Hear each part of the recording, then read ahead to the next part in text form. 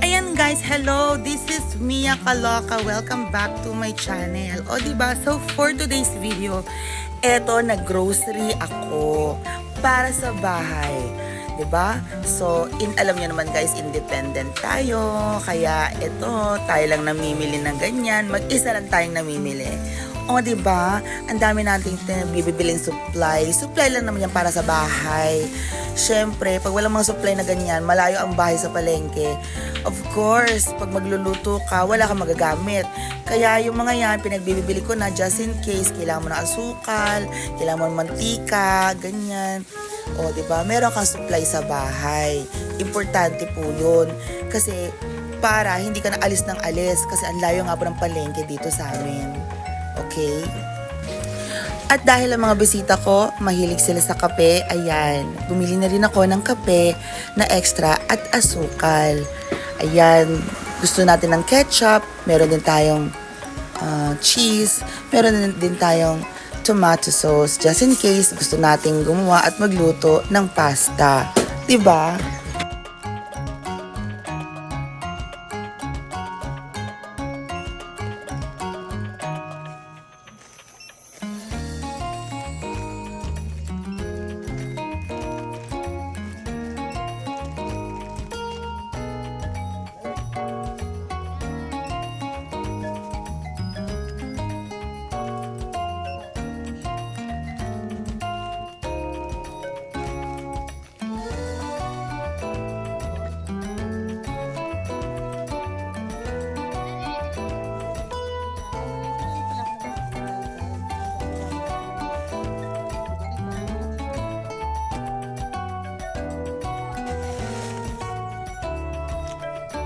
Siyempre, ang grocery natin.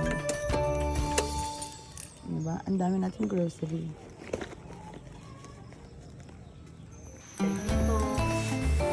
At dahil nga meron naman tayong refrigerator, itong refrigerator na to, dito natin ilalagay lahat ng gulay natin para maintain natin yung kanyang freshness. Abay, freshness talaga. Mukha na nga tayong bilas-bilasain. Pero, buti pang gulay, fresh.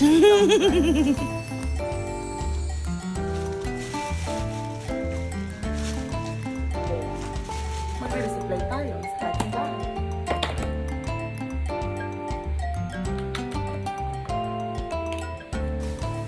So, syempre, pag nag-resupply tayo, maglagay na rin tayo ng bagong asukal. Sa lalagyan natin ng asukal. At ilagay na natin kung anong kailangan natin ilagay sa mga container natin para hindi sila patapon. Oh my God, patapon. Tumapon. Okay? Ganun lang po yun, guys.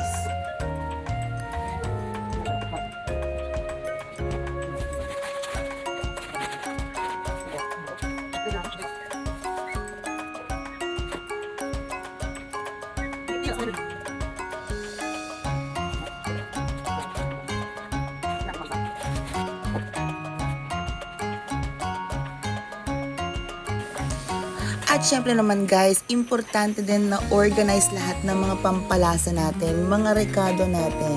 So dyan natin ilalagay yung cheese, dyan natin ilagay yung ating mga oyster sauce, yung mga sauces, tapos meron tayong dyan mga condiments. O diba guys, yan lang po ang arrangement natin.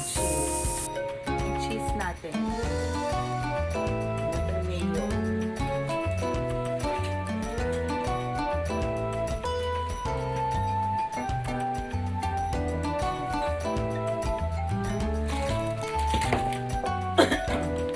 Sa tayong coffee.